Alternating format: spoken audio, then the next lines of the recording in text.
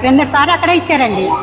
ఈ ఎండల్లో పడి తిరిగి కళ్ళు తిరిగిపోయి అసలు పొద్దుట ఒక ముసలావిడ పడిపోయిందండి. ఇప్పుడు నా పరిస్థితి అట్లాగే ఉంది. ఇవ్వండి మా అమ్మాయి ఏదో అక్కడ ఇస్తేనండి మాకు బాగుంటుంది కదా, ఎంత ఇచ్చినా ప్రాణానికి సుఖంగా ఉంటుంది. ఇలా ఎండల్లో పడి తిరగాలండి మాకు కాదే కదండి.